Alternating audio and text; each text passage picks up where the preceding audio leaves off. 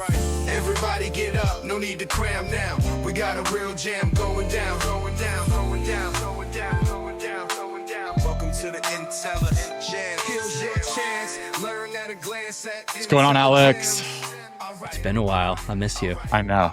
I miss you too. But here we are. We are back. We are ready to jam. Welcome to the IntelliJAMS. Yeah, man. I have maybe a weird jam, kind of high level jam. So we've been talking a lot internally. I think like the world has been talking a lot about AI and the introduction of AI into different products, SaaS products specifically.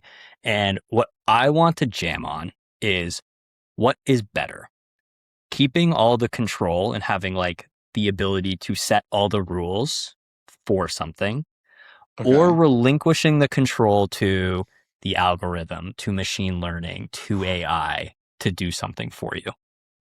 Ooh. Which one of these is better?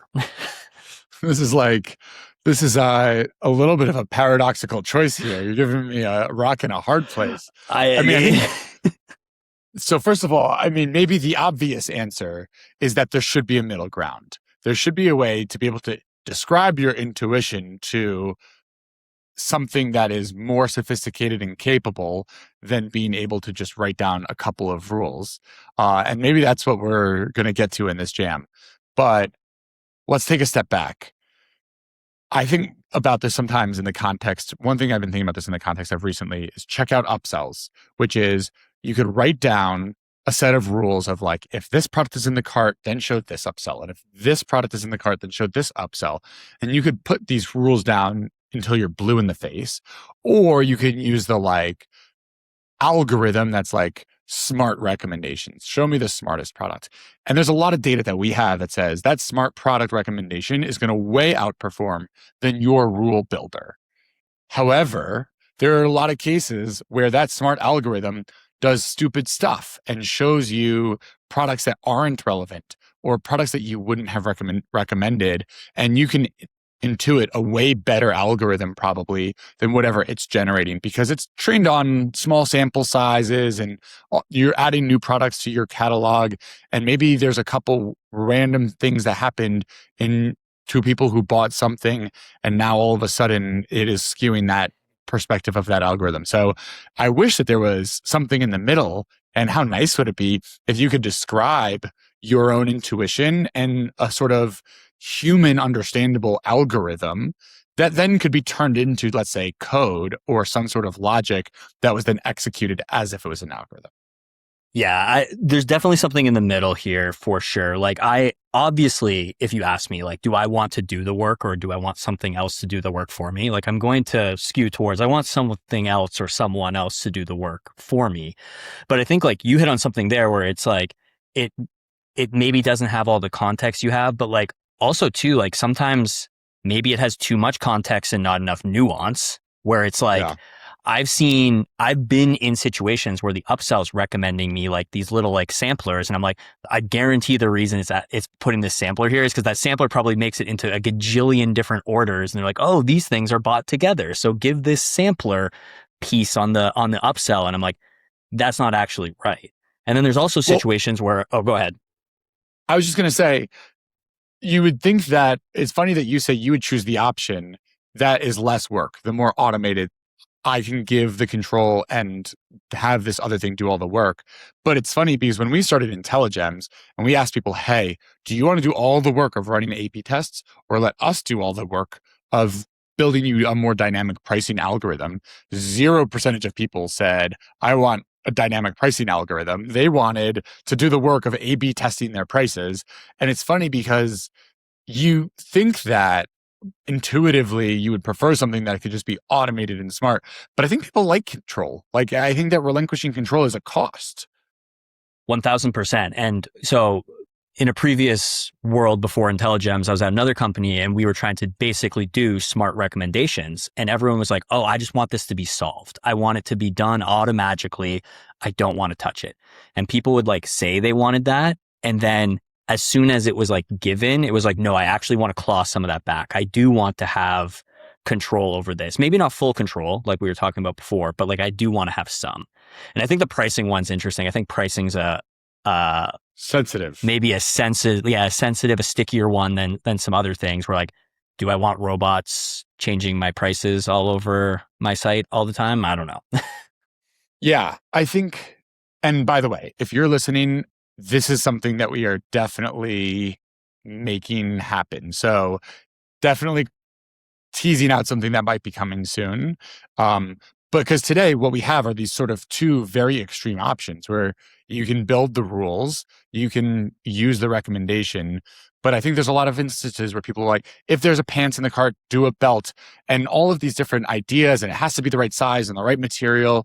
But then also, like, if you're going to recommend a shirt, also at the same time, I wanted to choose based on best selling shirts. So I want to give it some guidance, but also let it like use its own intuition and its own data to try and, not have to be overly prescriptive, because again, we do see that sometimes the recommendations and the data that's behind it have uplift when we run our own A/B tests. So I think that something in the middle where we can infuse our own intuition. And by the way, this is what AI is great at, being able to take human intuition and turn that into code, turn that into an output that may not necessarily be deterministic every single time, but is a better outcome than like a very simple set of if-then statements.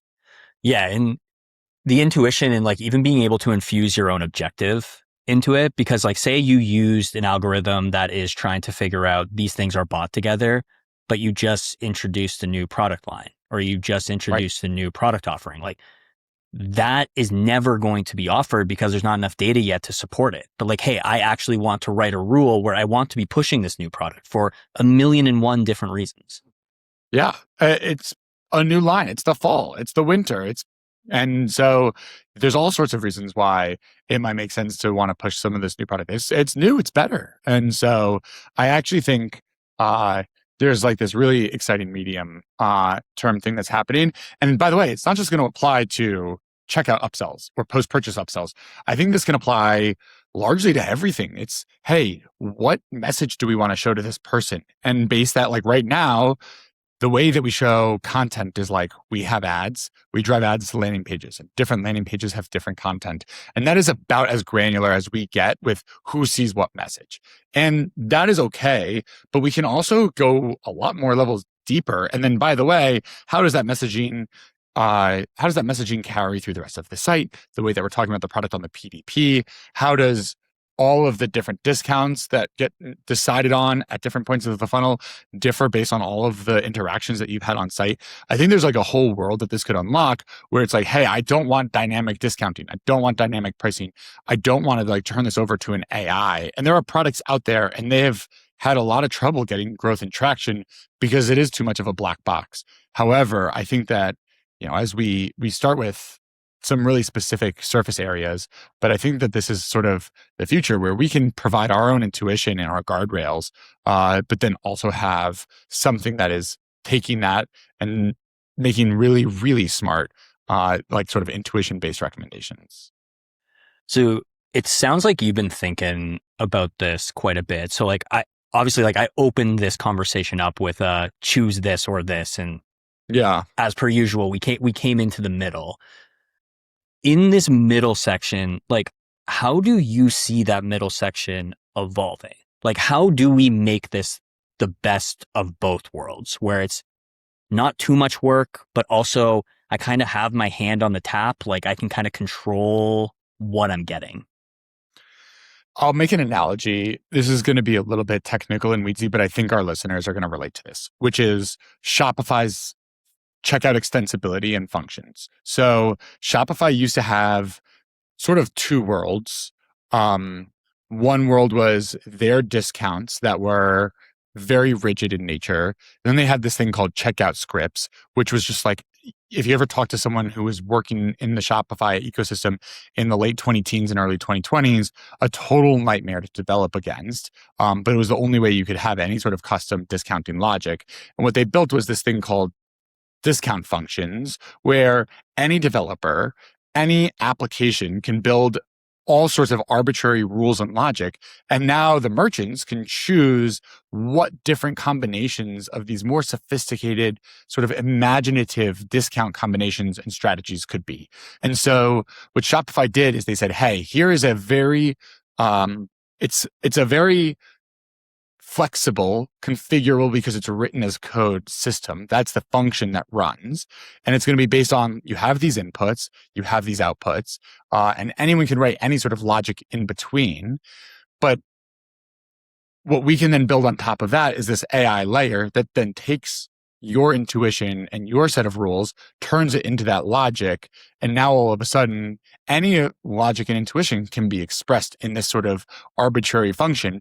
And that can be iterated on and tested on. And so you start with, here's my intuition and here's my logic. And we see how that works. And then like, what if I change this about the algorithm? Again, in a very human, understandable way. Great. Let's A/B test that. What the machine learning might say, hey, we think you should also change this about the algorithm in a very human, intuitive, understandable way. Great, let's A/B test that. And so I think we'll also end up in a place where we are building an algorithm that is understandable, that is expressible in a way that a typical recommendation like machine learning model is not understandable today. And then we'll also be able to iterate on and improve that through A/B testing over time. Where my mind goes to when you're talking about like the early teens, or late teens, early 20s in just like e-com in general, I think like every tool, in order to get that level of sophistication, just had like these control panels that were out of control. Like if this, then that statements that were like this long and like you couldn't even read them anymore. And like someone would build it, someone else would come and take a look at it and be like, I can't even understand what's going on in here. So I love this. But it's still that way, right? Like I think it's still like so many of these tools that I'm in, let's talk about shipping rates. Okay. What shipping rate should I show to a person? It's either like, if the price of the cart, if the weight of the basket is above or below this, then show this. So you have these like if-thens. And gosh, I've seen some shipping configurations that are like 500 lines of if-then statements, and it's crazy. Then you also have like, people who are building their own shipping apps that are like to go shop all these different things and do all this custom logic. And we work with brands who are like deploying their own code and building custom apps. And it's like, what is the thing in the middle that allows me to express the type of logic that I want and like the flexibility that I want without it having to be at either of these extremes? Yeah. And I love what you're saying there about like, hey, let me just like speak to it, like plain English this, like, hey, I don't want to write this out as a crazy statement. I just want to be able to say what I want to have happen here. And I think the bigger thing you were hitting on there is like the ability to test this as well. Like, hey, the algorithm thinks that what you said could be improved. I think that I can improve what's going on with the algorithm and like run those against each other because like, yeah, like we have the nuance, we have the context, but like the algorithm and AI has like all of this data and is like reading this at a level that like we just can't as humans. And like, I don't think one of these is right or wrong. It's the intersection of both. And being like, for me, the big thing is let me be able to test it. I want to make this change. Is it better for how I want to measure this or what my strategic objective is? If yes, I want that. If no, I don't want that. Keep it. Yeah. Yeah, exactly. And I think this is the direction that I actually believe personalization in general is going. How do we get to personalization? We get to have expressible rules that match our intuition, that are more sophisticated than we could build in the UI of if this, then that, but also not so sophisticated or not so black boxy that we can't understand what's going on under the hood. And this is how we get iteratively better, more personalized, more dynamic experiences for our customers on our websites. Big control panel, lots of if this, then that stinks. Black box. So 20 stinks. teens. Yeah. So black box stinks. Coming soon, Intelligems, bringing you the middle ground. Bringing you the middle ground. I like that. Also, shout out to my boy Zame, who said that he listens to IntelliJAMS while he works out. So that's awesome.